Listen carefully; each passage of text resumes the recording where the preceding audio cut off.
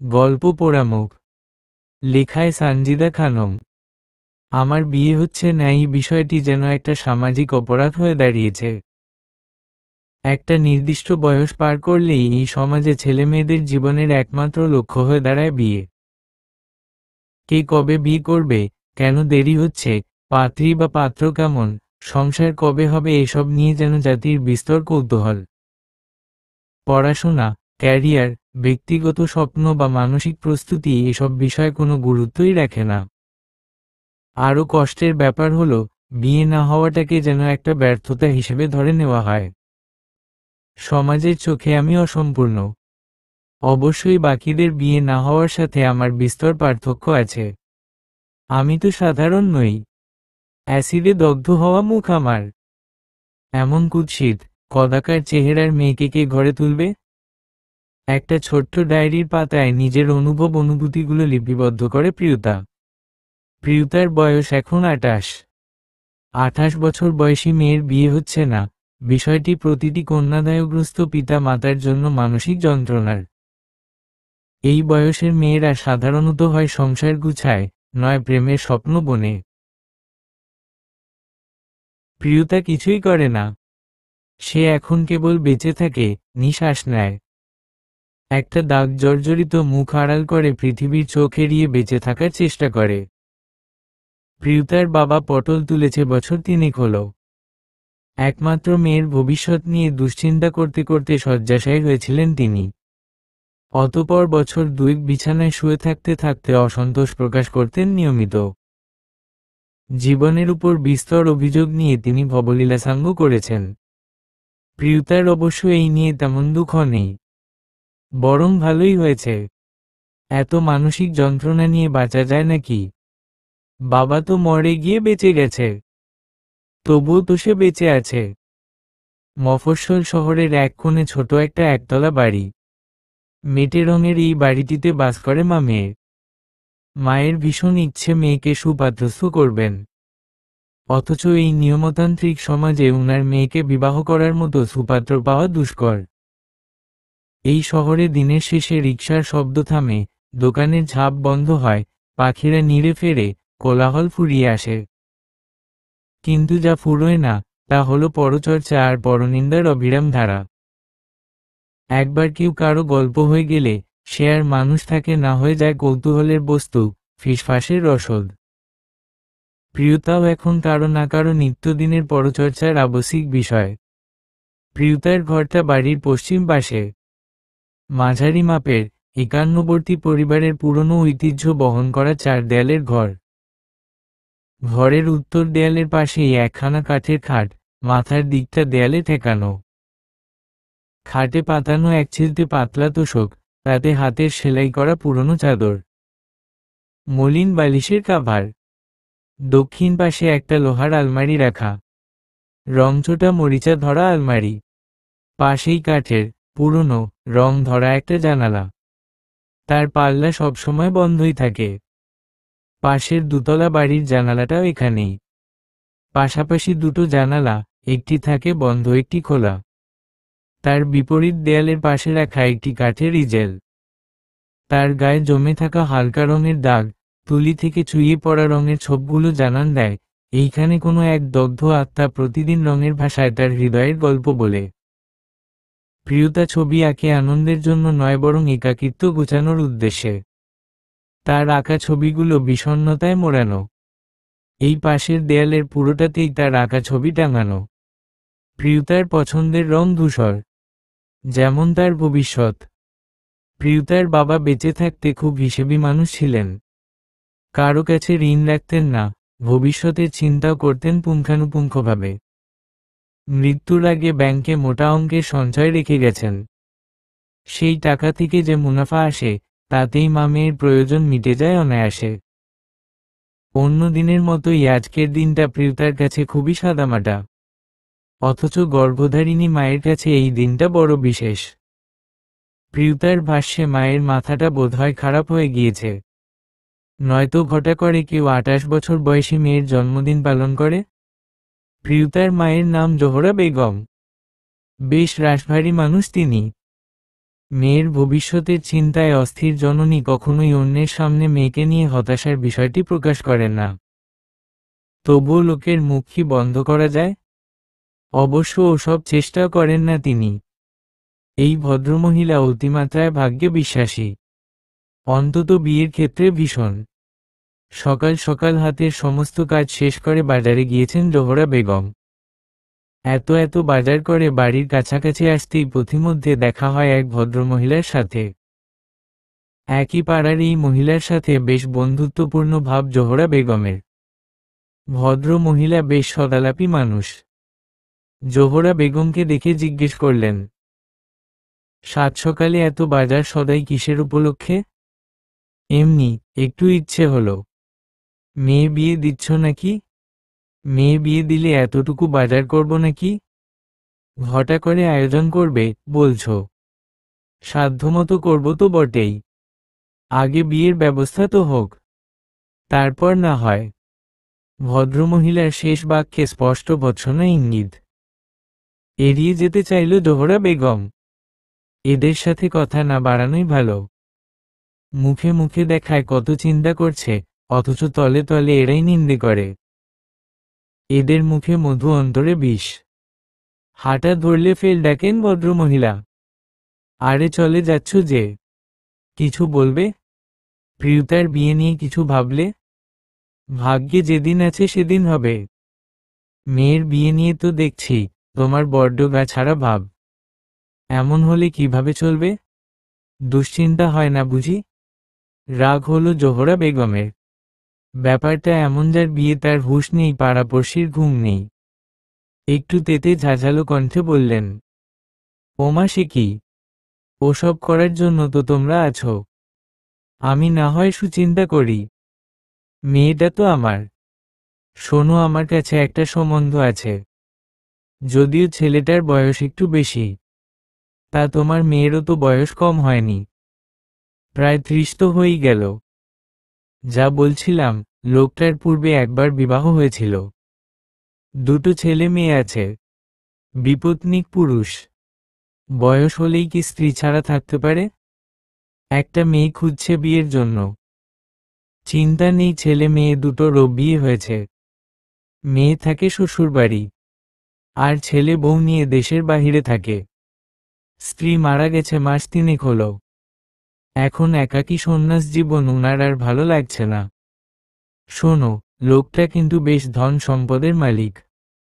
জোহরা বেগমের ইচ্ছে হলো এই মহিলাকে ঠাটিয়ে একটা থাপ্পড় মারতে, অথচ ভদ্রতার খাতিরে তিনি পারলেন না।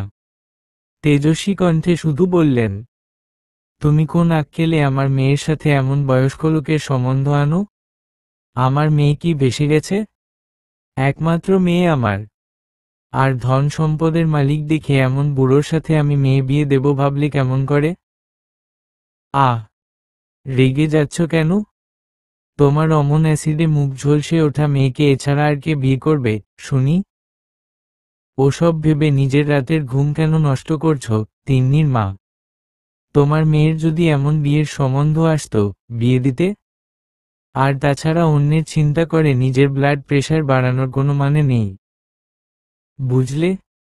আমার মেয়েকে নিয়ে তুমি এত ভেবো না। কেমন? কাটকাটেই জবাব পছন্দ হলো না উনার। ভদ্রমহিলা হুট করেই অভদ্র হয়ে গেলেন। রাগান্বিত স্বরে বললেন, আমার মেয়ের সাথে তুমি কোন আক্কেলে নিজের মেয়ের তুলনা করো বলো তো? প্রিয়তার সাথে আমার মেয়ের কোনো তুলনা হয় না, বুঝলে? জোহরা বেগম আশ্চর্য হলেন। এরা প্রতিবেশী, এমনভাবে কটাক্ষ বাণে কষ্ট দিয়ে কথা বলতে এদের লজ্জা করে না। আশ্চর্য মানুষ এরা, দুধের মাছি সব। তাচ্ছিল্য হেসে তিনি বললেন, কেন হয় না? আমার অমন সুন্দরী মেয়ে। আমার মেয়েও সুন্দরী ছিল, সেটা অতীতকালে। ভদ্রমহিলা বোধহয় আরো কিছু বলতে যাচ্ছিলেন, কিন্তু কথা বাড়ালেন না জোহরা বেগম। দ্রুত বাড়ির পথ ধরলেন। আজ মেয়েটার জন্মদিন বলে কথা। কারো তিক্ত কথায় মেয়েটার সুন্দর দিনটাকে মাটি করতে পারবেন না তিনি। এই সমাজ শুধু মেয়েদের পোড়া কপাল নিয়ে ভৎসনা করে না, পোড়া মুখ নিয়েও করে। কপাল পড়লে বলে অভাগিনী আর মুখ পুড়লে বলে অভিশপ্ত। এমন অভিশপ্ত জীবন মেয়ের সাথে মাও কাটাচ্ছে। বাড়িতে পৌঁছে অতি বিস্ময় হতবিহ্বল হলেন জোহরা বেগম। মেঝেতে রক্তের ওপর পড়ে থাকা প্রিয়তাকে দেখে চিৎকার করে ডাকলেন, প্রিয়। আজ প্রিয়তার জন্মদিন। 28 বছরে পা দিল সে। বিশেষ কিছু হয়নি, হবেই বা কেন? এই দিনে তার প্রতি বছর একটা চাপা অস্বস্তি তৈরি হয়। আজও হচ্ছে। বারংবার মনে হয়, এই পৃথিবীতে সে জন্ম না হলে কি হতো? বরং জন্ম হয়ে সে বেঁচে আছে আগাছার মতো। এমন একটা মানুষের জন্মদিন অবশ্যই সুখের কিছু নয়। তার বয়স তো 28 হলো, এখন তাকে কেমন দেখতে? বৃদ্ধ হয়ে গেছে কি? চেহারাটা কি আগের থেকে আরো কুৎসিত হয়েছে? হওয়াটা অস্বাভাবিক কিছু নয়। এহেন খামখেয়ালি ইচ্ছায় বসার ঘরের দিকে পা বাড়ায় প্রিয়তা। এ বাড়িতে একটাই আয়না, সেটা বসার ঘরে দেয়ালের সাথে ঝুলানো। আয়নাই প্রিয়তার সবচেয়ে বড় শত্রু। এজন্য আয়নাটা পর্দা দিয়ে ঢাকা থাকে সব সময়। কত বছর ধরে ঢাকা আছে? বছর 5 হবে। 5 বছর পর আয়নার সামনে দাঁড়ায় প্রিয়তা। আয়নার ওপর দেওয়া পর্দাটায় ধুলো জমেছে। প্রিয়তার খুব ইচ্ছে হলো নিজেকে দেখতে। হাত বাড়িয়ে ধীরে ধীরে পর্দাটা সরায় প্রিয়তা। একটা কুৎসিত মুখ ফুটে উঠে আয়নার ভেতরে। চোখ ধীরে ধীরে কুৎসিত অবয়বটাকে অবলোকন করে। অতঃপর প্রিয়তা দেখে একটা পোড়া মুখ, বিকৃত, অসহ্য চেহারা। তার ভেতরটা চিৎকার করে ওঠে। আয়নার দিকে তাকিয়ে গর্জে ওঠে প্রিয়তা। মুখে হাত বুলিয়ে বলে, আমি, আমি, এটা আমি নই। না, এটা আমি নই। আমি নই এটা। নিজের মাথার চুল টেনে ধরে প্রিয়তা। এরপর হাতের কাছে থাকা ফুলদানিটা তুলে ছুঁড়ে মারে আয়নায়। ভেঙে খান খান হয়ে যায় আয়নাটা। চারপাশে ছড়িয়ে পড়ে ভাঙা কাঁচ। তবু শান্তি পায় না প্রিয়তা। ঘরটা ঘুরতে থাকে তার চোখে। নিজের মুখের সেই বীভৎস প্রতিবিম্ব যেন চারপাশে ছড়িয়ে পড়েছে। সে হাঁটু গেড়ে বসে কাচের ওপর। তারপর হাতে চেপে ধরে এক একটা কাচের টুকরো। রক্ত ঝরে মেঝে ভিজে যায়। সে থামে না।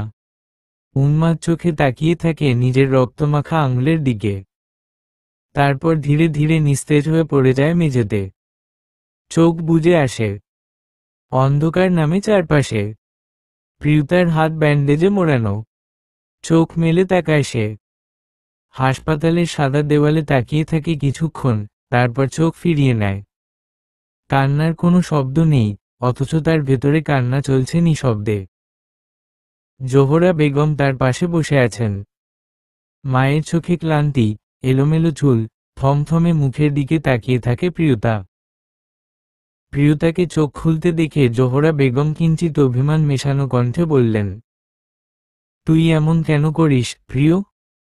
একটিবার আমার কথা মনে হয় না তোর? মনে হবে কেন? ভালোবাসিস না তো আমাকে? মাকে যদি ভালোবাসতি তবে কখনো এমন করতে পারতি না। কি রে, শুনছিস? শুনছি। আমি জানি তোর কষ্ট হয়, আমি জানি সমাজ কি ভয়ানক। কিন্তু মা, এই জীবন তোর একার না। আমি আছি। আমি তো তোর জন্য বেঁচে আছি। তুই ছাড়া আমার এই দুনিয়াতে আর কে আছে বল? তুই কেন এত অবুঝের মতো করিস, প্রিয়? আমার মেয়ে তো এতটা অবুঝ নয়। এতটা দুর্বল মনের নয়। প্রিয়তা তাকালো মায়ের দিকে। মা কি ছোট বাচ্চা হয়ে গেল নাকি? কেমন অভিমান করছে দেখো। সব দায় পড়েছে এই প্রিয়তার ওপর। কিন্তু প্রিয়তা তো সব সময় শক্ত খোলসে নিজেকে আবৃত করে রাখতে পারে না। ওর যে কষ্ট হয়, ভীষণ কষ্ট। আমি আয়নাতে নিজেকে দেখেছিলাম মা। জানো মা কি কুৎসিত দেখতে আমাকে? আচ্ছা মা, আমাকে দেখে ভয় লাগে না তোমার? আয়নাতে দেখলি, কিন্তু আমার চোখে দেখলি না তুই কত সুন্দর। কত মায়া তোর মুখে। আমাকে সান্ত্বনা দিচ্ছ, মা? আমাকে এতটা মিথ্যেবাদী মনে হয় তোর? মাথা নাড়ে প্রিয়তা। তার মা মিথ্যেবাদী নয়। কিন্তু মেয়ের মন রক্ষার্থে তিনি অতি সুনিপুণভাবে মিথ্যে বলার চেষ্টা করেন। প্রিয়তার মুখে মায়া, ওই পোড়া মুখে মায়া থাকতে পারে? মা অতি চেষ্টা করেও গুছিয়ে মিথ্যে বলতে পারে না। ভেবে আফসোস হয় প্রিয়তার। জোহরা বেগম প্রিয়তার হাতটা আলতো করে ধরলেন। সাদা ব্যান্ডেজে মোড়ানো হাতটায় তিনি নিজের সমস্ত মমতা ঢেলে দিয়ে বললেন, আমি জানি তুই কষ্টে আছিস মা, কিন্তু তুই একবারও ভাবলি না তোর কিছু হলে আমি কি নিয়ে বাঁচব? প্রিয়তা চোখ নামিয়ে ফেলে। তার গলা কেঁপে ওঠে, কথা বলতে পারে না। জোহরা বেগম ফের বলেন, আমি জানি তোর সাথে যা হয়েছে বদলানো সম্ভব নয়। হয়তো এটা ভাগ্যে ছিল, কিন্তু প্রিয়, নিজেকে আঘাত করার মাঝে আদৌ কি কোনো বীরত্ব আছে? তোমাকে কে বলল আমি বীরত্ব দেখাতে নিজেকে আঘাত করেছি? আমি তো নিজেকে শেষ করে দিতে চেয়েছি, যেন এই ভীরুতা নিয়ে আর বাঁচতে না হয়। জোহরা বেগম হঠাৎ গম্ভীর হয়ে গেলেন। অতঃপর বললেন, তাহলে ঠিক আছে, তুই বরং আমাকে শেষ করে দে। আমি তোকে ছাড়া এমনিতেও বাঁচতে পারবো না, তার থেকে আমাকে শেষ করে নিজেকে শেষ করিস। প্রিয়তা আঁতকে উঠল। চোখের সামনে ভেসে উঠল একটা দৃশ্যপট। নিজের মাকে শেষ করে তার সামনে দাঁড়িয়ে আছে প্রিয়তা। নিজেকে শেষ করার প্রস্তুতি নিচ্ছে সে। দুহাত দিয়ে জোহরা বেগমের হাত আগলে নিয়ে আতঙ্কিত হয়ে বলল, মা। জোহরা বেগম থামলেন না। তিনি বললেন, তোর এই পোড়া মুখটা তোকে ছোট করে না মা, বরং প্রমাণ দেয় তুই কত বড়, কত শক্ত। সামান্য আমার মৃত্যুর কথা শুনে তুই এতটা অস্থির হয়ে গেলি। তাহলে ভেবে দেখ, তোকে এই অবস্থায় দেখতে আমার কেমন লাগছে? প্রিয়তা দীর্ঘশ্বাস ফেলে বলল, আমি কি করব মা? আমি রাতে ঘুমাতে পারি না। আমার আগের সেই সুন্দর চেহারাটা চোখে ভাসে, অতঃপর সেই ব্যথাটা আবার ফিরে আসে। মা তুমি জানো আমার বুকের ভেতরটা কেমন পড়ে এখনো? জানি মা, জানি। তুই তোর যন্ত্রণার কথা মুখে আনিস না, কিন্তু আমি তো তোর মা। তোর নিঃশ্বাসের শব্দে বুঝি তুই ভালো নেই। কিন্তু তোকে ভালো থাকবে হবে, আমার জন্য তোকে ভালো থাকতে হবে। প্রিয়তা চুপ করে থাকে। তার চোখে জল চলে আসে। হঠাৎ মায়ের কাঁধে মাথা রেখে ফুপিয়ে কাঁদতে লাগলো সে। কাঁপতে কাঁপতে বলল, আমি আর পারি না মা। আমার খুব ভয় লাগে, ভীষণ ভয়। জোহরা বেগমের চোখ ভিজে ওঠে। মেয়ের চুলে হাত বুলিয়ে শান্ত স্বরে তিনি বললেন, তুই একা না মা, আমি আছি। আমি তো মরিনি এখনো। আর যতদিন আমি বেঁচে আছি, তোর জন্য ঢাল হয়ে থাকবো আমি। কথোপকথনের এ পর্যায়ে দরজায় আঙুল ঠোকার শব্দ হয়। ওপাশ থেকে ভেসে আসে এক ভদ্র কণ্ঠস্বর, ভেতরে আসতে পারি? প্রিয়তা চমকে ওঠে। সঙ্গে সঙ্গে ওড়নার একপাশ তুলে মুখটা আড়াল করে ফেলে। কণ্ঠটা তার চেনা নয়। অচেনা পুরুষ মানেই এখনো তার বুকের ভেতর কেঁপে ওঠে এক আতঙ্কের ঢেউ। জোহরা বেগম দ্রুত উঠে দাঁড়ান। দরজার কাছে গিয়ে খানিকটা উৎসাহের সুরে বলেন, এসো তানভীর, ভেতরে এসো বাবা। তানভীর আলম কেবিনে ঢোকে ধীর পায়ে হেঁটে। তার মুখে লাজুক হাসি। ঢোকার পরেই প্রিয়তার দিকে তাকায়, পরক্ষণেই দ্রুত চোখ ফিরিয়ে নেয়। প্রিয়তার লুকিয়ে থাকা মুখে সে এক মুহূর্ত স্থির হয়ে তাকায় না। প্রিয়তা কিছুটা বিব্রত, কিছুটা সংকোচে পড়ে যায়। তানভীর বুঝতে পারে পরিস্থিতির গাম্ভীর্য। প্রিয়তা ওড়নার আড়াল থেকেই মায়ের কানের কাছে ফিসফিসিয়ে বলে, উনি কে মা? ওই যে তালহা দের বাড়িটা বিক্রি হয়ে গেল না, ওটাই কিনেছে ওরা। আমাদের পাড়ায় 2 মাস হলো ওরা এসেছে। ছেলেটার নাম তানভীর। তোকে যখন অজ্ঞান অবস্থায় মেঝেতে পড়া পেয়েছিলাম, তখন ওর সাহায্যেই তোকে হাসপাতালে এনেছি। ও না থাকলে জানি না কি হতো। তানভীর মুচকি হাসল। আড়ালে মুখ লুকিয়ে পূর্ণ মনোযোগী দৃষ্টিতে ছেলেটিকে দেখল প্রিয়তা। নিঃসন্দেহে সুদর্শন পুরুষ। বয়স আনুমানিক 30-এর কাছাকাছি। উচ্চতা মাঝারি, গায়ের রং উজ্জ্বল শ্যামলা, পরনে চেক শার্ট আর ধূসর ট্রাউজার। অসম্ভব সুন্দর লাগছে ভদ্রলোককে। এমন পুরুষ তার বীভৎস চেহারা দেখে ভয় পায়নি। কিয়ৎকাল নীরবতায় কাটিয়ে তানভীর বলল, আপনি এখন কেমন আছেন? ভালো। আপনার জ্ঞান ফিরেছে দেখে ভালো লাগলো। আপনাকে ধন্যবাদ। ধন্যবাদ দেওয়ার কিছু হয়নি। মানুষ হিসেবে এটুকু করাটা আমার দায়িত্ব। আড়ালে মুচকি হাসে প্রিয়তা। তানভীর কিছুক্ষণ চুপ করে দাঁড়িয়ে থাকে। প্রিয়তার মুখ দেখা যায় না। তানভীরের চোখ চলে যায় প্রিয়তার সাদা ব্যান্ডেজ মোড়ানো হাতটার দিকে। প্রিয়তার জন্য চোখে ভেসে ওঠে সহানুভূতির আস্তরণ। তানভীর কিছুক্ষণ চুপ থেকে হেসে বলল, আপনি চাইলে মুখটা খোলা রাখতে পারেন। এতক্ষণ ধরে ওড়নার আড়ালে থাকতে থাকতে নিশ্চয়ই শ্বাস নিতে কষ্ট হচ্ছে। জোহরা বেগমও বলেন, হ্যাঁ, ওড়নাটা সরিয়ে ফেল। শ্বাস নিতে কষ্ট হবে তো, প্রিয়। প্রিয়তা ওড়নাটা আরো শক্ত করে চেপে ধরে। তানভীরের দিকে তাকিয়ে গলা নামিয়ে জবাব দেয়, আমি মুখ থেকে ওড়না সরালে আপনার অস্বস্তি হবে। তেমন কিছুই হবে না। সকলের হয়। ওটা ওদের ব্যর্থতা। আপনার সফলতা? অবশ্যই। এত সুন্দর চিত্র অঙ্কনকারী মানুষটির মুখ দর্শন করা সফলতা তো বটেই। ভীষণ সৌভাগ্যের বিষয়।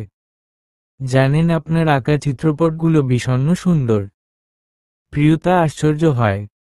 ওর বুকের ভেতরটা যেন হঠাৎ করেই কেঁপে ওঠে। ওর ছবি আঁকার কথা উনি কিভাবে জানল? এতদিন কেউ ওর ব্যথার রংটা বোঝেনি, এই লোকটা কিভাবে বুঝল? ব্লাড লস আর প্যানিক অ্যাটাক, এই দুইয়ের ধাক্কা সামলে হাসপাতাল থেকে ছাড়া পেয়েছে প্রিয়তা। চোখে মুখে একরাশ ক্লান্তি। ব্যান্ডেজ মোড়ানো হাতে মুখ ঢেকে রেখেছে সারা রাস্তায়। কষ্ট হলেও রেখেছে। এ পোড়ামুখ অন্যকে দেখানো বারণ। একবার তীব্র বাতাসের ঝাপটায় যখন মুখ থেকে ওড়নাটা সরে গিয়েছিল তখন তাকে কি যে অপমানজনক পরিস্থিতির মধ্যে পড়তে হয়েছিল। ভবলেই অস্বস্তি হয় প্রিয়তার। বাচ্চা ছেলেটা মায়ের সাথে স্কুল থেকে ফিরছিল। প্রিয়তাও সেই পথ দিয়ে কোনো জরুরি কাজে যাচ্ছিল। হঠাৎ বাতাসে ওড়না সরে যাওয়াতে ভূত বলে চিৎকার করল ছেলেটা। এরপর অজ্ঞান হয়ে গেল। রাস্তায় লোকজন জড়ো হলো। ছেলেটার মা তখন তাকে প্রচুর মন্দ কথা বলেছিল। মহিলা শেষ অবধি এটাও বলেছিলেন, এমন ভূতের মতো চেহারা নিয়ে রাস্তায় বের হন কেন? কুৎসিত উদ্ভট চেহারা নিয়ে অন্যের সামনে বের হতে লজ্জা লাগে না? আমি হলে তো এমন চেহারা নিয়ে বেঁচেও থাকতাম না। কবেই গলায় দড়ি দিতাম। সেই কটু বাক্যবান প্রিয়তাকে ঘরবন্দি করেছে। এরপর থেকে একান্ত প্রয়োজন ছাড়া বাড়ির বাহিরে পা রাখে না প্রিয়তা। আর বাহিরে বের হলেও চোখ মুখ পরিপূর্ণ ঢেকে বের হয়। তানভীর সারা রাস্তায় আর চোখে খেয়াল করেছে প্রিয়তাকে। হাসপাতালে বেশি সময় থাকতে হয়নি বিধায় একসাথেই ফিরেছে তারা। বাড়ির কাছে এসে রিকশা থেকে নেমে দাঁড়ায় সকলে। প্রিয়তা বাড়ির ভেতরে চলে যায়। জোহরা বেগম তানভীরকে উদ্দেশ্য করে বলেন, ভেতরে এসো তানভীর। না আন্টি, আমি বাড়ি যাব। আরে কাছেই তো, একটু বসে যাও। আমার মেয়েটার জন্মদিন। তোমাকে এক কাপ চা অন্তত খাওয়াতে পারলে শান্তি লাগতো। এত বড় বিপদে সাহায্য করলে। ওহ, আজ ওনার জন্মদিন বুঝি? সম্মতিসূচক মাথা নাড়েন জোহরা বেগম। তানভীর কি ভেবে যেন ভেতরে যায় ওনার সাথে। ঘরে ঢুকে প্রিয়তা ধীরে ধীরে সোফার এক কোণে বসে পড়ল। বাম হাতে মোটা ব্যান্ডেজ, ডান হাতটা কোলের ওপর রাখল। মুখ এখনো ওড়নার আড়ালে ঢাকা। জোহরা বেগম চায়ের পানি বসাতে ভেতরে চলে গেলেন।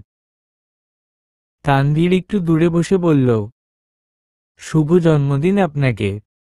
ওটা অশুভ হবে? মানে, বুঝিনি। যে মানুষটাই অশুভ, তার জন্মদিন শুভ হয় কি করে? নিজেকে নিয়ে আপনার বোধ হয় খুব হতাশা। অস্বাভাবিক কিছু নয়, অথচ আপনার নিজেকে নিয়ে গর্ব করা উচিত। গর্ব করার মতো বিশেষ কিছু নেই আমার। তানভীর অবাক হল। এই এত গুণী মেয়েটা নিজের গুণ সম্পর্কেই অজ্ঞ। আশ্চর্য। প্রিয়তা হঠাৎ প্রশ্ন করে বসে, আপনি জানলেন কি করে আমি ছবি আঁকি? তানভীর এক মুহূর্ত তাকিয়ে থাকে। মুখে হালকা এক ধরনের হাসি ঝুলিয়ে রেখে বলে, আপনি ওই জানালাটা বন্ধ রাখেন কেন? প্রিয়তা কিছুটা বিভ্রান্ত হয় প্রশ্ন শুনে। তানভীর হাত দিয়ে প্রিয়তার ঘরের জানালার দিকে ইশারা করে। ওটা? হ্যাঁ, মাঝে মাঝে খুলে রাখতে পারেন না? 1 মাস যাবত অপেক্ষায় আছি জানেন। কবে আবার জানালাটা খুলবে? এক নজর দেখব আমি আপনার চিত্রপটগুলো। প্রিয়তা হঠাৎ থমকে যায়। ভোরের মতো চেয়ে থাকে ছেলেটার দিকে। আপনি জানালা দিয়ে দেখেছেন? হ্যাঁ, একদিন দেখেছি। আর তারপর? তারপর? তারপর অপেক্ষা। জানালাটা আবার খুলবে, আপনি আবার রং তুলিতে মন দেবেন, আমি চুপি চুপি দেখে নেব। কি অসাধারণভাবে আপনি রঙে গল্প বলেন। প্রিয়তার ওড়নার আড়ালে মুখ লুকানো চোখজোড়া কেমন একটু নরম হয়। অভ্যস্ত ছায়া থেকে কেউ একজন তাকে টেনে আনতে চাইছে আলোয়। আশ্চর্যরকম এক মোহনে তার এই অচেনা ছেলেটা তাকে বেঁধে ফেলছে। এমন কেন হচ্ছে? এমন সময় জোহরা বেগম চা নিয়ে আসলেন। তানভীর আর প্রিয়তাকে চা দিয়ে তিনি ব্যস্ত হলেন ভাঙা কাজগুলো পরিষ্কার করতে। তানভীর চায়ের কাপে চুমুক দিয়ে বলল, বললেন না তো, জানালাটা বন্ধ রাখেন কেন? ওপাশের জানালাটা সংলগ্ন ঘরটা আপনার বুঝি? হ্যাঁ। সেজন্যই তো 1 মাস, 3 দিন আগে আপনার জানালাটা যখন খোলা ছিল, আমি ওখানে দাঁড়িয়ে দেখেছিলাম আপনাকে। ওটা মা ঘর পরিষ্কার করার জন্য খুলেছিল। আমি বন্ধই রাখি। সেটাই তো। কেন রাখেন? প্রিয়তা চুপ করে গেল। এই মুহূর্তে তার কথা বলতে ইচ্ছে হচ্ছে না। নিজেকে বারবার অন্যের সামনে ছোট করতে ভালো লাগে না। কি উত্তর দেবে সে? আগে যারা ওই বাড়িতে থাকতো ওরা চাইতো না ও জানালা খোলা রাখুক, এটা বলবে? ও বাড়ির লোক তার পোড়ামুখ দেখতে মোটেও ইচ্ছুক ছিল না। তাদের কটু বাক্যবাণে অতিষ্ঠ হয়ে জানালাটা বন্ধ করে দিয়েছে সে। উফ অফ।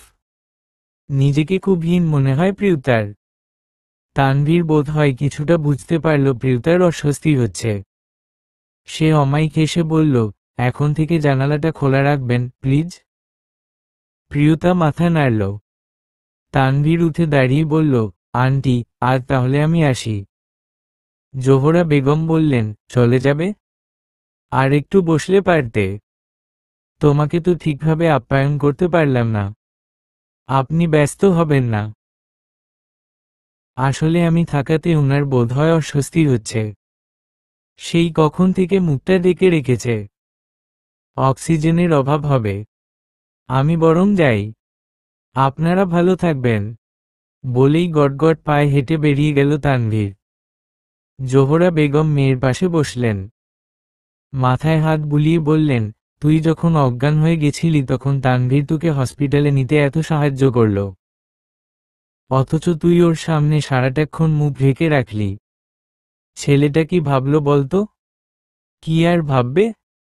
ভেবেছে, মেয়েটার মুখের অন্ধকারের মতো মনটাও অন্ধকার। যা ইচ্ছে ভাবুক, তাতে আমার আর কি? দূর পাগল। তানভীর ছেলেটা এমন নয়। ও খুব ভালো ছেলে। খুব পরোপকারী। তা অবশ্য ঠিক বলেছ। সহজে তো কেউ আমাদের বিপদে এগিয়ে আসে না। উনি এসেছেন যখন, তখন উনাকে ভালো লোক বলা যায়। এমন একটা ভালো ছেলের কাছে যদি তোকে বিয়ে দিতে পারতাম। জোহরা বেগমের কণ্ঠে ভীষণ প্রত্যাশা। প্রিয়তার আগে জ্বলে পুড়ে খাক হয়ে গেল। ভীষণ রাগান্বিত স্বরে বলল, মা। অতঃপর দপদপানি পা ফেলে দ্রুত নিজের ঘরে চলে গেল। জোহরা বেগম বুঝলেন এমন সময় প্রিয়তার সামনে এই প্রসঙ্গ তোলা উচিত হয়নি। আফসোস হলো উনার। মনের ভেতর একটা হালকা কষ্ট আর অনুশোচনা ভর করল। কিন্তু কি করবেন তিনি? ভালো ছেলে দেখলে প্রতিটি কন্যাদায়গ্রস্ত পিতা মাতার ইচ্ছে করে এমন ছেলের কাছে যদি কন্যাকে সম্প্রদান করা যেত। কিন্তু লাজ লজ্জা ভেঙে মেয়ের পিতা মাতা কখনোই ছেলের পরিবারের কাছে সেই প্রস্তাব পেশ করতে পারে না। কি অদ্ভুত এক নিয়মে সমাজে! বিবাহের ক্ষেত্রে শুধু ছেলের পক্ষই প্রস্তাব পাঠাতে পারে, মেয়ে পক্ষ পারে না। মেয়ের একটু ভালো চাওয়ার চেষ্টাটা যেন অপরাধ। সমাজে প্রচলিত কি এক অদ্ভুত, অবিচারপূর্ণ প্রথা! ঘরে ফিরে দরজাটা ভেতর থেকে টেনে বন্ধ করল প্রিয়তা। বুকের ভেতরটা হঠাৎ যেন ভারী হয়ে উঠল। তানভীরের চোখে যা ঝলক দেখেছে তা নতুন। তবু নিজের প্রতি ঘৃণা তার এতটাই গেঁথে গেছে যে ভালো কোনো দৃষ্টি সহ্য হয় না। বাম হাতটা ব্যথায় টনটন করছে। শরীর ভালো লাগছে না। কিন্তু তার ঊর্ধ্বে খারাপ করেছে মন। মন খারাপ হলে তার একটাই ওষুধ, ছবি আঁকা। এই যন্ত্রণার মধ্যেও সে হাতে তুলে নিল রং তুলি। তারপর মন দিয়ে, নিঃশব্দে, নিঃসঙ্গ এক যুদ্ধে নেমে পড়ল রং আর রেখার সঙ্গে। বাম হাতের মোটা ব্যান্ডেজের ব্যথা, হাড়ের ভিতর শিরশিরে যন্ত্রণা সব ভুলে গিয়ে সে আঁকল এক যুবককে। ছেলেটার চোখে গভীর এক দৃষ্টি। কেমন যেন প্রশ্ন জড়ানো, সহানুভূতির ছায়া মাখা। তার চোখ দুটি সরাসরি তাকিয়ে আছে এক মেয়ের দিকে, যার মুখ আড়াল করে রাখা ওড়নার পেছনে। মেয়েটা যেন লজ্জা নয়, লুকিয়ে আছে ভেতরের আতঙ্ক, কষ্ট আর ক্ষতের আড়ালে। এই মেয়েটা কি সে নিজেই? এই দৃষ্টিতে তাকানো ছেলেটা কি তানভীর? প্রশ্নগুলো মাথায় এলো বটে, কিন্তু উত্তর জানার প্রয়োজন পড়ল না। চিত্রশিল্পীদের আঁকার সময় এত চিন্তা করতে নেই। মন যা চায় সেটা বিনা বাধায় আঁকতে হয়। ঘরের বাতাস ভারী হয়ে উঠল আঁকা শেষ হলে। প্রিয়তা পেছনে হেলান দিয়ে একটু চোখ বন্ধ করল। আঁকা শেষে একটা দম নিল গভীরভাবে। অল্প সময়ের জন্য হলেও নিজের ক্ষত, নিজের যন্ত্রণা, নিজের অস্থিরতা ভুলে যেতে পেরেছিল। অতঃপর ক্যানভাসের দিকে নিজেকে প্রশ্ন করল, এই দৃষ্টির মানে কি আমি ভুল বুঝছি? তানভীর বাড়িতে ফিরে আসতেই দরজা খুলে দিল মা রাশেদা খাতুন। ছেলে ঢুকে জুতো খুলে একপাশে রাখল। রাশেদা বেগম দুহাত কোমরে রেখে দাঁড়িয়ে বললেন, তো ফিরলে অবশেষে? কোথায় ছিলে এই এতক্ষণ? তানভীর মাথা নিচু করে জবাব দিল, আসলে পাশের বাড়ির মেয়েটাকে হাসপাতালে নিয়ে যেতে হয়েছিল। দেখতেই তো পেয়েছ। তারপর আজকে ওর জন্মদিন ছিল, আন্টি জোর করাই একটু বসতে হয়েছিল। হাসপাতালে দিয়েই ফিরে আসতে পারতে।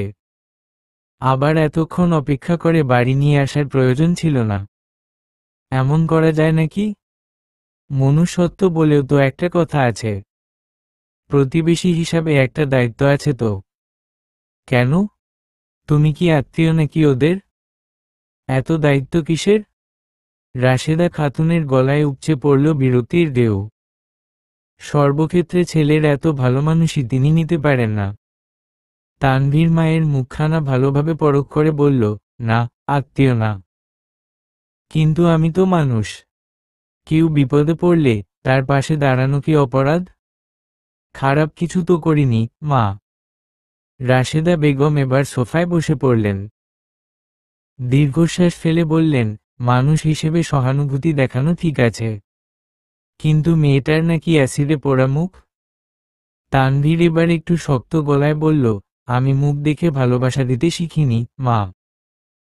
অসহায়কে সমবেদনা দেই। ওই মেয়েটা কষ্টে আছে, একা লড়ে যাচ্ছে। কেউ পাশে দাঁড়ায় না। আমি যদি একটু সাহায্য করি, তাতে দোষ কোথায়? রাশেদা বেগম ছেলের দিকে তাকিয়ে রইলেন কিছুক্ষণ। ছেলের চোখে যে স্পষ্ট একটা মায়া, সহানুভূতি তা বুঝতে দেরি হলো না। কিন্তু মা হিসেবে তার ভয় হয়, সমাজের চোখ, মানুষের জিহ্বা সবকিছু ছুঁয়ে ফেলবে তানভীরকেও। তার ছেলেটা একটু বেশি উদার মনে কিনা। তানভীর আবার বলল, আসার পর থেকেই একেবারে সিআইডির মতো জেরা শুরু করেছ। একটু স্বস্তি নেই? বাপরে! একটু খেতে দেবে? খুব ক্ষুধা পেয়েছে। রাশেদা বেগম চুপচাপ ছেলের কথাগুলো শুনলেন। মুখে কিছু বললেন না তখনই, কিন্তু ভিতরে ভিতরে একটা অস্বস্তি, এক অজানা ভয় গ্রাস করল তাকে। প্রিয়তা নামের পোড়া মুখের মেয়েটি, যার মুখই কেউ দেখতে চায় না, যে মেয়ের চারপাশে শুধু ধিক্কারের গল্প, লজ্জা আর করুণার ছায়া, সেই মেয়েটা যদি একসময় তার ছেলের গলায় ঝুলে যায়। না, তিনি চান না তার ছেলের জীবনে এমন মেয়ে আসুক। মা তো, এই ভয়টা ভীষণ দাপিয়ে বেড়াচ্ছে তাকে। সন্ধ্যা অবধি আবদ্ধ ঘরে একাকিত্ব বিলাস করল। তখন বিকেলের শেষ ভাগ। সূর্যটা ধীরে ধীরে পশ্চিমে ঢলে পড়ছে। এমন সময় ধীরে ধীরে হাত বাড়িয়ে জানালার কপাট খুলে দিল প্রিয়তা। কতদিন পর এই জানালাটা খুলেছে। পূর্বে এখানেই সে বসে থাকতো, সে ঘন্টার পর ঘন্টা। বৃষ্টি দেখত, আকাশ দেখত, মানুষ দেখত, আর কত কি ভাবত। অথচ সেসব এখন অতীত। এই জানালা স্বেচ্ছায় বহুদিন খোলে না প্রিয়তা। মাঝে মাঝে জোহরা বেগম ঘর পরিষ্কার করতে এসে খুলে দেয়। কতদিন পর আজ আবার সেই জানালা খুলে দিয়েছে সে। ব্যান্ডেজ মোড়া হাতটা জানালার গ্রিল ছুঁয়ে থাকলো কিছুক্ষণ। হঠাৎ চোখ গেল সামনের বাড়ির দিকে। আশ্চর্য হলো প্রিয়তা। তানভীর আগে থেকে জানালা খুলে বসে আছে, চোখে গভীর মনোযোগ প্রিয়তার দিকে। প্রিয়তার জানালা খুলবে এই আশায় কি সে এতক্ষণ ধরে বসেছিল? প্রিয়তা খানিক চমকে উঠল, তারপর চোখ নামিয়ে নিল, কিন্তু খানিক বাদেই আবার তাকালো সেই দিকে। তানভীর তখনও সরু চোখে তাকিয়ে আছে। সৌজন্যবোধ থেকে সামান্য হাসল প্রিয়তা। সে হাসি দৃষ্টিগোচর হল না তানভীরের। সেই উচ্ছ্বসিত গলায় বলল, তাহলে অবশেষে কি? রুদ্ধ বাতায়ন খুলেছে। মুচকি হাসে প্রিয়তা। তানভীর লক্ষ্য করে মেয়েটার চোখ হাসছে। এই মেয়েটির চোখ অমায়িক সুন্দর। কি মোহনীয় দৃষ্টি। সে এই মৃগাক্ষী কন্যাকে তার মুখ উন্মোচন করার অনুরোধ করল, যদিও সে প্রিয়তাকে অজ্ঞান অবস্থায় দেখেছে। আপনি এখনো নতুন বউয়ের মতো ঘোমটা টেনে আছেন, অথচ আমি আপনাকে দেখেছি। আঁতকে উঠল প্রিয়তা। লোকটা কেমনভাবে তাকে নতুন বউয়ের সাথে তুলনা করে। নতুন বধূ লজ্জায় ঘোমটা টানে, অথচ সে নিজের কুৎসিত কুৎসিত মুখ লুকিয়ে রাখতে। দুটো কি এক হলো নাকি? তাছাড়া লোকটা কখন তাকে দেখল? আপনি আমাকে দেখেছেন? প্রিয়তার কণ্ঠে স্পষ্ট অবিশ্বাস। তা দেখে হাসল তানভীর। মেয়েটা ভুলে গেছে অজ্ঞান অবস্থায় তানভীর তাকে হাসপাতালে নিয়ে গেছিল। অবশ্যই। কখন? কিভাবে? মস্তিষ্কে একটু চাপ প্রয়োগ করুন। মনে পড়ল প্রিয়তার। সে তো ভুলেই গিয়েছিল এই মানুষটা তাকে হাসপাতালে নিয়ে গেছে। সে হতাশা মিশ্রিত কণ্ঠে জিজ্ঞেস করল, আপনার ভয় হয়নি আমাকে দেখে? ভয় হবে কেন? ঝলসে যাওয়া এই মুখ দেখে সবাই ভয় পায় যে। কেউ কেউ ভিন্ন হয়। আপনি বুঝি ভিন্ন রকমের? ধরে নিন তাই। অতঃপর নিরবিচ্ছিন্ন নীরবতায় ছেড়ে যায় আশপাশ। দুজন চুপচাপ মানুষ দাঁড়িয়ে থাকে দুই জানালার ধারে। ধরণী জুড়ে সন্ধ্যা নামে। অন্ধকার গাঢ় হয়। সেই অন্ধকারে বুঝি খুব গোপনে কারো মন আলোকিত করার দায়িত্ব নিতে চায় কেউ। অতঃপর দিন যায়, মাস পেরোয়। প্রতিদিন বিকেল হতেই প্রিয়তা তার জানালার কপাট খুলে রাখে। সেই জানালার ওপারে বসে থাকে তানভীর। কোনোদিন কথা হয়, কোনোদিন শুধু চোখাচোখি। এই নীরব চোখের ভাষায় হয়ে ওঠে গভীর মনের সংলাপ। দুই জানালার ধারে দাঁড়িয়ে দুজন মানুষের হৃদয়ের সেতুবন্ধন গড়ে ওঠে। না বলা কিছু অনুভব, কিছু মায়া, কিছু আশ্রয়ের স্বপ্নে বিভোর হয় দুটি মন। এভাবেই সময় পেরোয়।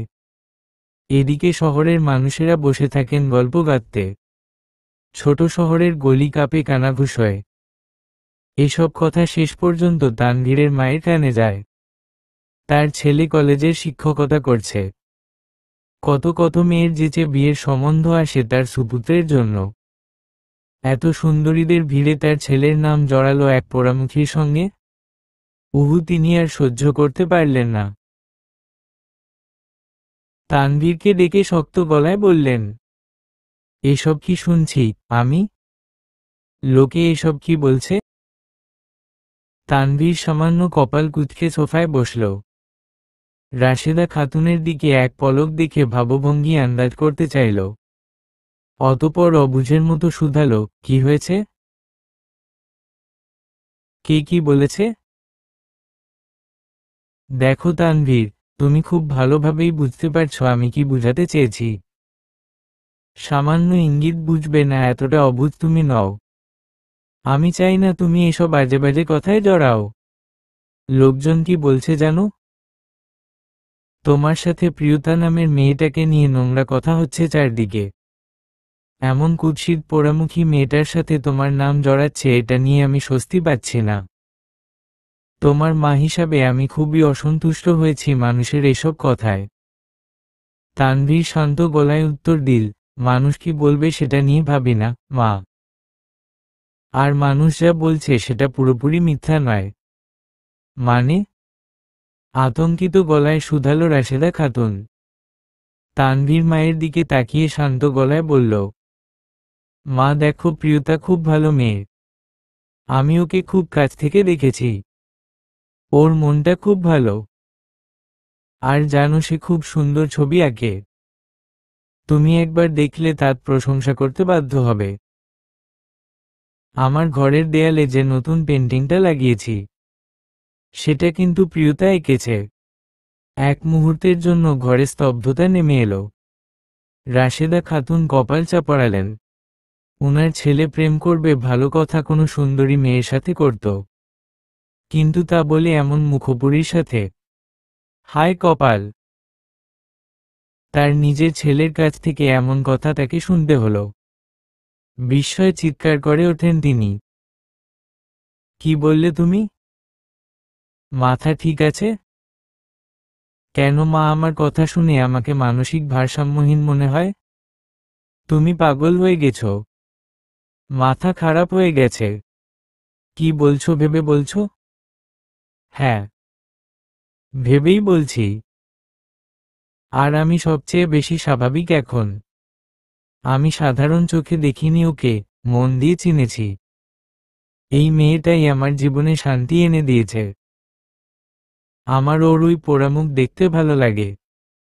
রাশেদা বেগম উঠে দাঁড়ালেন। তার চোখে হতাশা, মুখে ক্ষোভ।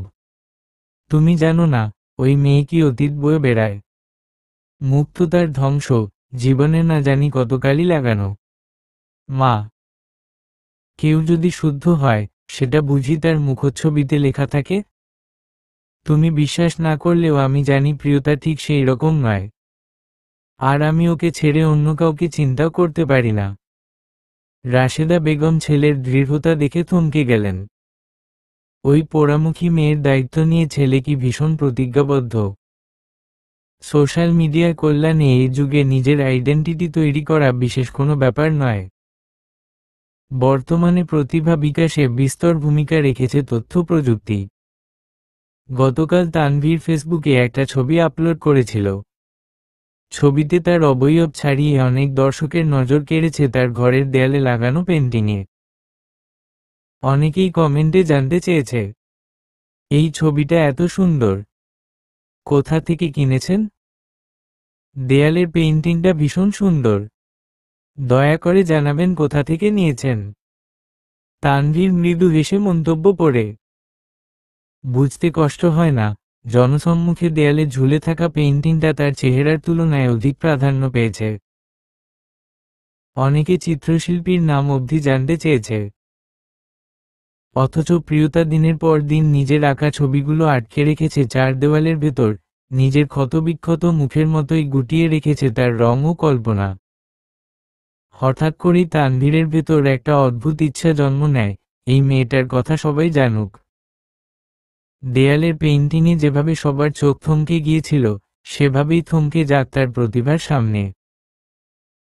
তানভীর তক্ষুনি প্রিয়তাকে হোয়াটসঅ্যাপে মেসেজ করে, প্রিয়তা, আমি চাই তুমি আর ঘরবন্দি না থাকো। নিজের একটা পরিচয় তৈরি করো। প্রিয়তা তখন একটা নতুন ছবি আঁকতে ব্যস্ত। মোবাইলের টুংটাং ধ্বনি কানে পৌঁছাতেই এক প্রকার দৌড়ে ফোনের কাছে যায় সে। আজকাল এই টুংটাং শব্দের ভীষণ অপেক্ষা করে প্রিয়তা। কেমন যেন অপেক্ষা। ফোনে বার্তা এলে যে ক্ষীণ শব্দটা হয়, তা হয়তো ওর নিঃসঙ্গ জীবনে একরাশ আলো নিয়ে আসে। কি অদ্ভুত এক টান! এই অপেক্ষার কি নাম হতে পারে? অপেক্ষার হয়তো কোনো নির্দিষ্ট নাম নেই, কিন্তু যার জন্য অপেক্ষা, সে তো একজন বিশেষ মানুষ। তাকে ঘিরে তো গড়ে ওঠে অদ্ভুত এক সম্পর্কের বৃত্ত। সে সম্পর্কের হয়তো কোনো নাম দেওয়া যায় না ঠিকঠাক, তবু অনুভবে, হৃদয়ের গভীরে, সে সম্পর্ক অনেক নামের চেয়েও বেশি কিছু। এই অব্যক্ত সম্পর্ক নিয়ে বেশ আছে প্রিয়তা। তানভীরের খুদে বার্তাটি পড়ে মর্মার্থ বুঝতে পারে না প্রিয়তা। সে লিখে, আমার আবার পরিচয়। এই অ্যাসিডে দগ্ধ মুখই আমার পরিচয়। নতুন কি পরিচয় তৈরি করব? তাছাড়া আমি কি অন্যের পরিচয় বাঁচি নাকি? তানভীরের মন ক্ষুণ্ণ হয়। বুকের ভেতর বিষণ্ণতা জমে। সে দ্রুত লিখে, তোমাকে কতবার বলেছি, নিজেকে এভাবে ছোট করবে না। আমার ভালো লাগে না। তুমি ভীষণ দামি। হীরের চেয়েও অধিক। অন্তত আমার কাছে। আর এখন শুধু আমার কাছে নয়, গোটা দুনিয়ার কাছে দামি হয়ে উঠবে। প্রিয়তা বুঝতে পারে না কি বলতে চাইছে তানভীর। এমন অসুন্দরী এক মেয়ে গোটা দুনিয়ায় দামি হয়ে উঠবে। আশ্চর্য এবং অদ্ভুত কথা যত। প্রিয়তা ফিরতি জবাব দেয়, এমন সব ভুলভাল অস্বপ্ন কি ঘুমিয়ে দেখো না জেগে? আমাকে নিজের পরিচয় তৈরি করতে বলছো, আবার বলছো আমি ভীষণ দামি হয়ে উঠব সকলের কাছে। হ্যাঁ, এটাকে কি বলে জানো? এটাকে বলে ছেঁড়া কাঁথায় শুয়ে লাখ টাকার স্বপ্ন দেখা। ছেঁড়া কাঁথায় শুয়েই তো লাখ টাকার স্বপ্ন দেখতে হয় ম্যাডাম। লাখ টাকার কম্বল গায়ে দিয়ে তো লাখ টাকার স্বপ্ন দেখা উচিত নয়। তখন কোটি টাকার স্বপ্ন দেখতে হয়। আচ্ছা, এখন কি আমাকে তুমি কোটি টাকার স্বপ্ন দেখতে বলছো? উহু, দূর, তুমি টপিক থেকে সরে যাচ্ছ। একটা গুরুত্বপূর্ণ ভাবনা এসেছে আমার মাথায়। সেটা দিয়ে তুমি নিজেকে গোটা বিশ্বে উপস্থাপন করতে পারবে। হুট করে কি এমন বিশাল কিছু শুরু করবে যার জন্য গোটা বিশ্ব তাকে চিনবে? কি এমন মহৎ কাজ? প্রিয়তা আগ্রহ দেখায়। আচ্ছা বলো, কিভাবে নিজের পরিচয় তৈরি করতে পারি? আমি যা বলবো তা কিন্তু করতে হবে। করবে? চেষ্টা করব। তানভীর মৃদু হেসে বিস্তারিত বুঝিয়ে মেসেজ পাঠায়। তুমি যেমন করে ছবি আঁকো, সেটা ভিডিও করে রাখো। চেহারা দেখাতে হবে না। শুধু তোমার রং তুলি ধরা হাত, আঁকার ক্যানভাস আর অঙ্কন এসব দেখাবে। আমি তোমার জন্য একটা ফেসবুক পেজ খুলে দেব, নাম রাখব রংতুলি। আর একটা ওয়েবসাইটও বানাবো। আর সেখানে তোমার আঁকা পেইন্টিংগুলো সেল করব। নিজের মেধা বিক্রি করার মাঝে অন্যায় কিছু নেই। তুমি শুধু আঁকো, বাকিটা আমার দায়িত্ব। কিন্তু হঠাৎ এমন ভাবনা তোমার মাথায় এলো কেন? আর আমার এসব খামখেয়ালি ইচ্ছায় আঁকা ছবি মানুষজন দেখবে বলে তোমার মনে হয়? সেই গুরুদায়িত্ব আমার ওপর অর্পণ করুন ম্যাডাম। আমি সবটা দেখে নিব। আপনি শুধু ছবি আঁকুন, ভিডিও করুন, বাকিটা আমি দেখে নিচ্ছি। প্রিয়তা ভেবে দেখে। কয়েক মুহূর্ত চুপ থেকে তারপর লেখে, আচ্ছা, তুমি যদি পাশে থাকো, তাহলে আমি চেষ্টা করব। সেদিনই তানভীর বসে যায় ল্যাপটপে। অধিক উৎসাহ নিয়ে ফেসবুক পেজ খুলে। একটি নতুন পেজের জন্ম হয়, রংতুলি আঁকায় বাঁচি।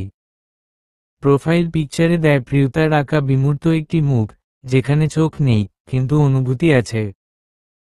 কভার ফটোয় লেখা থাকে, আড়ালে নয়, আলোয় ফিরুক মুখ, যা পড়েনি, তাই সত্যিকারের রং তুলিতে আঁকা সৌন্দর্য। রংতুলি পেজে প্রথম ভিডিওটি আপলোড করা হয়। ভিডিওতে দেখা যায় একটি টেবিলের ওপর সাদা ক্যানভাস। পাশে রঙের কৌটা, কয়েকটি তুলি, আর এক কাপ ধোয়া ওঠা কফি। ভিডিওতে ধীরে ধীরে ভেসে ওঠে একটি হাত। কোনো শব্দ ছাড়াই নিঃশব্দে সেই হাত ছুঁয়ে দেয় ক্যানভাসের বুকে। প্রতিটি তুলির টানে খোলা হতে থাকে এক একটি স্মৃতি, কোনোটা খুব গোপন, কোনোটা দুঃখে পোড়া, আবার কোনোটা আশার আলোয় ঝলমল। তুলির ছোঁয়ায় জন্ম নেয় এক নারীর না বলা কথা, যার মুখ পড়েছে কিন্তু হৃদয় রয়ে গেছে অনাবিল কোমল। প্রথম ভিডিওতে প্রিয়তা একটা মেয়ের ছবি আঁকে, মেয়েটি অভিমানী হয়ে বসে আছে জানালার ধারে। ভিডিও আপলোডের পর ধীরে ধীরে ভিউ বাড়তে থাকে। শুরুটা ধীর স্থির হলেও এরপর যেন স্রোতের মতো এগিয়ে চলে like, comment, share. Comment box ভরে ওঠে মানুষের মুগ্ধতায় ভরা অনুরক্তিতে। তানভীর এবং প্রিয়তা দুজনেই প্রতিটি মন্তব্য মনোযোগের সহিত পড়ে। সে আপ্লুত হয় এত মানুষের ভালোবাসায়। চোখের কোণে জল জমে মানুষের তার প্রতি কৌতূহল আর উচ্ছ্বাস দেখে। প্রিয়তা চুপ করে মন্তব্যগুলো পড়ে, আবার পড়ে, আরও পড়ে। এরপর থেকে ছবি আঁকা শুধু আবেগের ভাষা নয়, হয়ে ওঠে প্রিয়তার আত্মপ্রকাশ। দেশ বিদেশ থেকে আসতে থাকে চিত্রের অর্ডার। তানভীর সেই সব সামলানোর জন্য পাশের বাড়ির এক মেয়েকে মডারেটর হিসাবে নিয়োগ দেয়। অর্ডারগুলো প্রিয়তার সাথে সেই মেয়ে প্যাক করে পাঠায়, আর প্রতিটি নতুন আঁকা তুলে ধরে রংতুলির পেইজে। চার দেয়ালে আটকে থাকা প্রিয়তা ধীরে ধীরে অনুভব করে সে আর দুঃখী মানুষ নয়। তার জীবনে ধীরে ধীরে সুখ এসে তাকে সুখী মানুষ করে তুলছে। জোহরা বেগম মেয়ের এই পরিবর্তন দেখে খুশি হন। পাড়ার মানুষের সামনে গলা চড়িয়ে বলেন তার ব্যবসা সফল মেয়ের কথা। অনেকে খুশি হয়, অনেকে আবার সমালোচনা করে। করুক। আলোচনা, সমালোচনা, ভালোবাসা, ঘৃণা, এসবের সমন্বয়েই তো জীবন। সকলে যে তোমাকে ভালোবাসবে এমন কোনো বাধ্যবাধকতা নেই। সকলের পছন্দ এক নয়। একই সাথে সকলের মন জয় করার সাধ্যি দুনিয়ায় কারো নেই। নিজেদের মহল্লায় নিজের তৈরি পেইন্টিংয়ের একটা দোকান করেছে প্রিয়তা। অনেকে অনলাইনের পাশাপাশি সশরীরে শোরুমে গিয়েও পছন্দের পেইন্টিং কিনতে পারে। এত সফলতা প্রিয়তার ঝুলিতে যুক্ত হতে সময় লেগেছে প্রায় 1 বছর। এই 1 বছরে তানভীর মায়ের অবাধ্য হয়ে প্রিয়তাকে সবচেয়ে বেশি সাহস জুগিয়েছে। রাশেদা খাতুন এখনও তার এত সুন্দর ছেলের পাশে কুৎসিত রমণীকে মেনে নিতে পারেননি। এজন্য এই 1 বছরে ছেলের জন্য শখানিক মেয়ে দেখেছেন তিনি। কিন্তু তানভীর সবসময় এক কথায় জানিয়েছে তার পাত্রী পছন্দ হচ্ছে না। অগত্যা এবার হাল ছেড়েছেন রাশেদা খাতুন। তানভীরের বাবা হিরণ সাহেব অবশ্য অদেখা প্রিয়তাকে মনে মনে স্নেহ করেন। জীবনে সংগ্রাম করে বাঁচা এই রমণীকে তিনি বৌমা হিসাবে স্বীকৃতি দিয়েছেন মনে মনে। প্রকাশ্যে সেই ঘোষণা দেবার সৎ সাহস ওনার নেই। স্ত্রীকে ভীষণ ভয় পান তিনি। তবে মাঝে মাঝেই স্ত্রীর অগোচরে বাবা ছেলে প্রিয়তাকে নিয়ে আলোচনায় বসেন। সংবাদপত্র পাঠ করতে গিয়ে উনার নজরে আসে চিত্রাঙ্কন প্রতিযোগিতা নামক একটা হেডলাইন। মনোযোগ দিয়ে বার দুয়েক তিনি পড়েন সেটা। অতঃপর উচ্ছ্বসিত বদনে ছেলের ঘরের দিকে এগিয়ে যান। তানভীরকে ডেকে বলেন, তানভীর, জাতীয় চিত্রাঙ্কন প্রতিযোগিতার আয়োজন করা হয়েছে। প্রিয়তাকে বল যেন অংশগ্রহণ করে। বলতে বলতে তানভীরের দিকে খবরের কাগজটি এগিয়ে দেন হিরণ সাহেব। তানভীর মনোযোগী দৃষ্টিতে চোখ বুলিয়ে নেয় সেটাতে। অতঃপর বলে, ঠিক আছে, আমি প্রিয়তাকে বলবো এখানে অংশগ্রহণ করতে। প্রফুল্লচিত্তে ঘর থেকে বেরিয়ে যান হিরণ সাহেব। প্রিয়তাকে তিনি নিজের মেয়ে মনে করেন। উনি ভাবেন উনার 2 মেয়ে প্রিয়তা আর তানভীরের বোন হীরা। হিরণ সাহেব বেরিয়ে যেতেই ফোন হাতে নেয় তানভীর। হোয়াটসঅ্যাপে গিয়ে প্রিয়তাকে মেসেজ পাঠায়, একটিবার জানালাটা খুলে এদিকে তাকাও প্রিয়, তোমার জন্য একটা সুখবর আছে। প্রিয়তা মেসেজ পেয়ে জানালা খুলে দাঁড়ায়। চোখের ইশারায় জানতে চায় কি সুখবর। তানভীর জানালার ওপার থেকে সংবাদপত্রটি ছুড়ে দেয় প্রিয়তার দিকে এবং বলে, তোমার জন্য এটা কিন্তু খুব বড় একটা সুযোগ প্রিয়তা। অংশ নাও এই প্রতিযোগিতায়। এটা শুধু আর্ট নয়, এটা তোমার আত্মপরিচয়ের যাত্রা। প্রিয়তা ভয় পায়, বলে, আমি আমি যাব, আমি পারব, আমার মুখ তো। তানভীর হাসে, মুখ নয় প্রিয়তা, এখানে তোমার যোগ্যতা কথা বলবে। তুমি মুখ আড়ালে রেখে না হয় অংশ নিলে, নাম পরিচয় গোপন রেখে অংশগ্রহণ করো, তবুও অংশ নাও। আমার বিশ্বাস তুমি পারবে। তানভীরের কণ্ঠে কি অগাধ বিশ্বাস! অতটা বিশ্বাস তো প্রিয়তা নিজেকেও করে না, যতটা তানভীর তাকে করে। সে জোরসড় দৃষ্টিতে তাকায় তানভীরের পানে, অনিশ্চয়তা নিয়ে বলে, কিন্তু। কোনো কিন্তু নয় প্রিয়তা, তুমি এখানে ছদ্মনামে অংশ নেবে। আমি ভেবেছি সুন্দর একটা নাম দেওয়া উচিত তোমাকে। কি দেওয়া যায় বলো তো? প্রিয়তা ধীরে ধীরে শ্বাস নেয়। এই মানুষটা কতভাবে তাকে নিয়ে, কি অদ্ভুত মায় জড়িয়ে রাখে। এত ভালো কোনো মানুষ হয়? এভাবেও বুঝি কেউ ভালোবাসে না। এখনো ভালোবাসার কথাটা প্রকাশ করেনি তানভীর। বন্ধুত্বের দাবি নিয়ে সে প্রিয়তাকে সাহায্য করে চলেছে। সে মানুষটি তাকে যে নাম দেবে সে মাথা পেতে নেবে। মুচকি হেসে বলে, এত কিছু যেহেতু তুমি ভেবেছ, নামটা না হয় তুমি বলো। তানভীর কিয়ৎকাল ভাবুক হয়, অতপর লাফিয়ে বলে, ইউরেকা! পেয়ে গেছি। তোমার ছদ্মনাম হবে সুন্দরী। প্রিয়তা চমকে ওঠে, বিস্ময় কিংকর্তব্যবিমূঢ় হয়ে শুধায়, এই নাম? আমি আর সুন্দরী? তার চোখ ভিজে ওঠে। কুৎসিত মানুষের সুন্দরী নাম, এই যেন নাম তার গন্ধরাজ, গায়ে গন্ধ নেই এর মতো ব্যাপার। নাম শুনে রূপবতী ভাবলেও বাস্তবে সে বড় কুৎসিত। উহু এমন নাম রাখা অনুচিত। তার ছদ্মনাম হওয়া উচিত সাউদা, যার অর্থ কালো। সে কিছু বলার পূর্বেই তানভীর গভীর গলায় বলে, তোমার চেয়ে সুন্দর আমি আর কাউকে দেখিনি প্রিয়তা।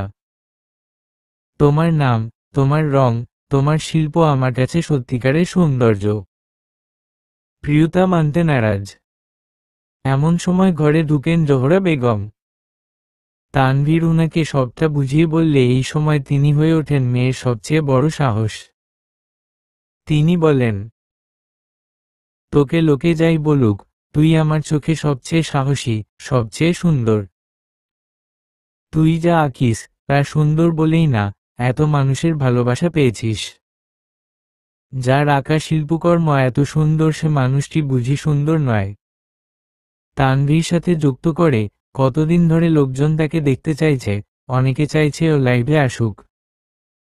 এসে সকলের সামনে নিজেকে উপস্থাপন করুন। কিন্তু প্রিয়তা তো রাজিই হচ্ছে না। কিন্তু আজ অন্তত এই বিষয়ে অমত করলে আমি কষ্ট পাব। তানভীরকে কষ্ট দেবার দুঃসাহস প্রিয়তার নেই, তাই সে রাজি হয়। এরপর আড়ালে লোকায়াত মুখ আর চোখে একরাশ সাহস নিয়ে প্রিয়তা একের পর এক প্রতিযোগিতায় অংশ নেয়, সুন্দরী ছদ্মনামে। প্রতিটি ছবিতে সে বলে যায় তার বন্দি থাকা অবস্থার এক একটা অশ্রুলিপি, এক একটা জীবনের রং। একদিন, বহু কাঙ্ক্ষিত সেই দিন আসে। বড় বড় প্রতিযোগীকে হারিয়ে প্রিয়তা দাঁড়ায় জাতীয় চিত্রাঙ্কন প্রতিযোগিতা মূল মঞ্চে। সবচেয়ে বড়, সবচেয়ে মর্যাদাসম্পন্ন মঞ্চ। সেখানে হাজারো প্রতিযোগী পেছনে ফেলে বিচারকদের হৃদয় জিতে নেয় সুন্দরী র পেইন্টিং। সেই পেইন্টিংয়ে প্রিয়তা এঁকেছিল এক এসিড দগ্ধ মেয়ের মুখ। আবদ্ধ কক্ষে অ্যাসিডে দগ্ধ মেয়ের যন্ত্রণাগুলো তুলির সূক্ষ্ম আছে তুলে ধরে প্রিয়তা। সেই পেইন্টিং হৃদয় ছুঁড়ে যায় বিচারকদের। প্রিয়তা প্রথম হয়। পুরস্কার বিতরণী অনুষ্ঠানে রাষ্ট্রপতির হাত থেকে প্রিয়তা গ্রহণ করে জাতীয় পুরস্কার। মঞ্চে দাঁড়িয়ে প্রিয়তা প্রথমবার খুলে ফেলে মুখোশ। হলরুম স্তব্ধ হয়ে যায়। সকলে তাকিয়ে থাকে সেই পোড়া মুখে। তবে কেউ মুখের ক্ষত দেখে না। তারা দেখে প্রিয়তার চোখ, চোখের ভাষা। চোখে থাকা এক সংগ্রামী নারীর জয়ের দীপ্তি। মাইক্রোফোনের সামনে দাঁড়িয়ে থাকা মেয়েটি আজ আর নিছক এক চিত্রশিল্পী নয়, সে লড়াই করে বেঁচে ফেরা এক সাহসী যোদ্ধা। পোড়ামুখ নিয়ে বেঁচে থাকা এক সাহসী নারী। মাইক্রোফোনের সামনে দাঁড়িয়ে হাঁটু কাঁপে প্রিয়তার। গলা দিয়ে স্বর বের হয় না, গলার কাছে যেন কেউ একটা অদৃশ্য দেয়াল তুলে দিয়েছে। বহু কষ্টে প্রিয়তা ঠোঁট ভিজিয়ে কাঁপা কণ্ঠে বলে ওঠে, আমার মুখটা কবে থেকে এমন হলো জানেন? যেদিন আমি এক বখাটে ছেলের প্রেমের প্রস্তাব গ্রহণে অস্বীকৃতি জানিয়েছিলাম। অথচ সৌন্দর্য নাকি মানুষের শক্তি হয়, আমার ক্ষেত্রে সেটা দুর্বলতা হয়েছিল। সদ্য ইউনিভার্সিটিতে পা দিয়েছি আমি। বিশ্ববিদ্যালয় থেকে ফিরছিলাম সেদিন। একটা ছেলে প্রায়ই আমার পেছনে পেছনে ঘুরত, বারবার বলতো ভালোবাসে। সেই ছেলেটা আমার পেছনে ঘুরঘুর করলেও বদনাম হতো আমার। এলাকার লোকজন বাবাকে আমার নামে নালিশ করত, বলতো আমাকে নাকি এক ছেলের সাথে দেখা যায়। এত সব অভিযোগ আমি মানতে পারছিলাম না। এখানে তো আমার কোনো দোষ নেই। আমি একদিন ছেলেটিকে স্পষ্ট ভাষায় জানালাম, সে যেন আমাকে বারবার প্রেমের প্রস্তাব না দেয়। আমি তাকে পছন্দ করি না। সেই নায়ের শাস্তি ছিল আমার এই পোড়ামুখ। এক বোতল এসিড ছুঁড়ে দিয়েছিল আমার মুখে। প্রথমে কিছু বুঝতে পারিনি, কেবল একটা আগুনের মতো ছ্যাঁকা অনুভব করছিলাম। আমি চোখে কিছু দেখতে পাচ্ছিলাম না, কানে শুধু নিজস্ব চিৎকার বাজছিল, আমাকে বাঁচাও। এরপর আমার আর কিছু মনে নেই। আমি হাসপাতালের বিছানায় চোখ খুলে প্রথম যখন আয়নায় নিজের চেহারাটা দেখেছিলাম তখন আতঙ্কে আয়নাটা ছুঁড়ে ফেলেছিলাম। আমার এত সুন্দর মুখ, হরিণের মতো চোখ, তীরের মতো নাক, গোলাপের পাপড়ির মতো রাঙা হালকা গোলাপি ঠোঁট কিছুই আগের মতো নেই। কি বিভৎস দেখতে আমাকে! বাবা মা আমাকে সান্ত্বনা দেওয়ার কত বৃথা চেষ্টা করেছে, অথচ পারেনি। এলাকার সবচেয়ে রূপবতী কন্যাটি অ্যাসিডে দগ্ধ মুখ নিয়ে পোড়ামুখী হয়ে গেল। এ মহা যন্ত্রণা নিয়ে বেঁচে থাকা দুষ্কর। সৌন্দর্য আমার অহংকার কখনোই ছিল না, তবে গর্ব তো ছিল বটেই। সেই চোখ ঝলসানো সৌন্দর্য হারিয়ে আমি বাঁচতে চাইনি। আমি ভেবেছিলাম আমার জীবন শেষ। কতদিন নিজেকে শেষ করে দিতে চেয়েছি, কতবার নিজেকে আঘাত করেছি। বাবা মা কতবার মানসিক ডাক্তারের শরণাপন্ন হয়েছে, শুধুমাত্র একমাত্র মেয়েকে একটু স্বাভাবিক অবস্থায় দেখবেন বলে। নিজেকে শেষ করে দেবার এই প্রবণতা এতটাই বেশি ছিল যে আমাকে বাঁচতে বলা মানুষগুলো আমার চোখে অপরাধী ছিল। একমাত্র মেয়ের এই পরিণতি আমার শ্রদ্ধেয় বাবা সহ্য করতে পারলেন না। সেই আত্মহত্যার প্রবণতা হ্রাস পেল যখন আমি বাবাকে হারালাম। আমাকে আর আমার মমতাময়ী মাকে একা রেখে বাবা পরপারে পাড়ি জমালেন। এই দুঃখ সহ্য করা মরার ওপর খাড়ার ঘায়ের সমতুল্য। তবুও আমি সয়ে গেলাম, শুধুমাত্র মায়ের কথা চিন্তা করে। আমার মা আমার জন্মদাত্রীকে আঁকড়ে ধরে তখন থেকে আমি শুধুই বেঁচে রইলাম। কাঠের পুতুলের মতো বেঁচে থাকা যাকে বলে। এই বেঁচে থাকায় প্রাণ ছিল না, কিন্তু একটা ছেলে নির্জীব প্রাণহীন এই মেয়েটিকে দীর্ঘ 7 বছর পর জীবনের স্বাদ আস্বাদনে আগ্রহী করে তুলল। সাহস জুগিয়ে বলল, তুমি পোড়ামুখী নও, তুমি শিল্পী। আমাদের চিত্রশিল্পের এক নতুন সম্ভাবনা তুমি। সেই সম্ভাবনা আজ আপনাদের সামনে দাঁড়িয়ে আছে। সুন্দরী নামের আড়ালে লোকায়াত কুৎসিত মেয়েটিকে দেখে আপনারা সকলেই নিশ্চয়ই আশাহত হয়েছেন। অবশ্য আমি এখন এই মুখ নিয়ে হতাশায় ভুগি না, বরং প্রতিটি পোড়ামুখের মেয়েদের বলতে চাই, সাহস নিয়ে বেঁচে থাকো, লড়াই করো। তুমি পারবে, অবশ্যই পারবে। আমি আঁকি কারণ ক্যানভাস আমার বাঁচার আর্তনাদ বোঝে। রং আমাকে ভালোবাসে, আমিও বাসি। আমার গর্বিত মা জোহরা বেগম সবসময় বলেন, মুখ পড়েছে তো কি হয়েছে, মন তো পড়েনি। মনে সাহস রাখো, সব ভালো হবে। আমি আজ বলছি, পোড়া মুখ দুর্বলতা নয়। আমি সেই না বলার সাহস।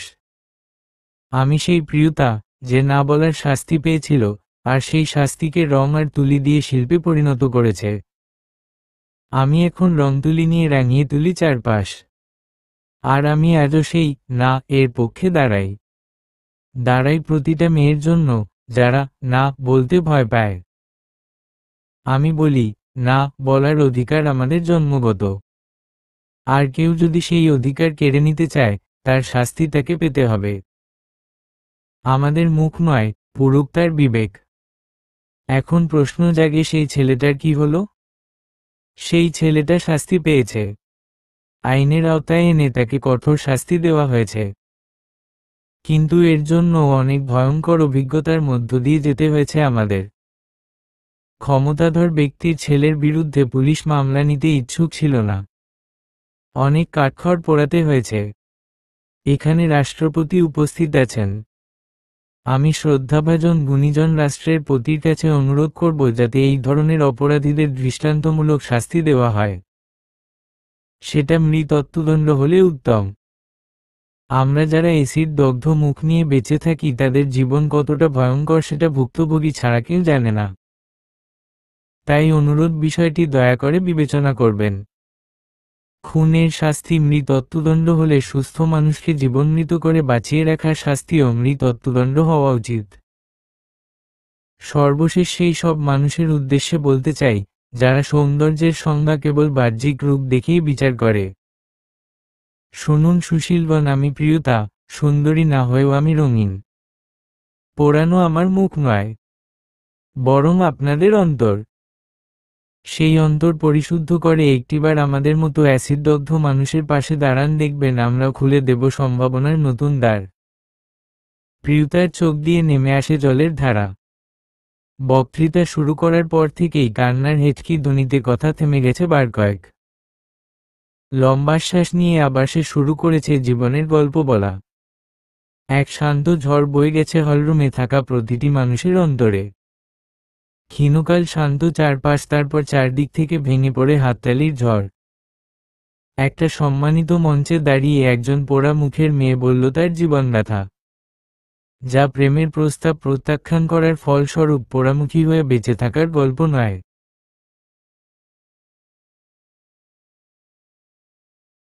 বরং মাথা উঁচু করে না বলার সাহসিকতা। সেদিনের সেই বক্তৃতা, প্রিয়তার গলাভরা কণ্ঠের আবেদন, রাষ্ট্রপতির হৃদয় স্পর্শ করেছিল। কয়েক মাসের মধ্যে এসিড সন্ত্রাস বিরোধী আইন আরও কঠোর করা হয়। বর্তমানে প্রিয়তা ও তানভীর মিলে রংজাগরণ নামক একটি সংগঠন পরিচালনা করে। এখানে এসিড আক্রান্ত মেয়েরা শিল্পচর্চার মাধ্যমে নিজেদের নতুন পরিচয় গড়ে তোলে। প্রিয়তার আঁকা ছবি আজ দেশের নানা প্রান্তে প্রদর্শিত হয়। তার একটি বিখ্যাত চিত্রকর্মের নাম মুখ পড়ে মন নয়। সমাজকর্মী হিসাবে প্রিয়তা ও তানভীরের যাত্রা বেশ সফল। একইভাবে সাংসারিক জীবনেও তানভীর একজন দায়িত্বশীল স্বামী, প্রিয়তা একজন গর্বিত গৃহকর্ত্রী। তাদের জীবনের মূলমন্ত্র সুন্দর মুখ নয়, সুন্দর মনই আসল পরিচয়। সমাপ্ত।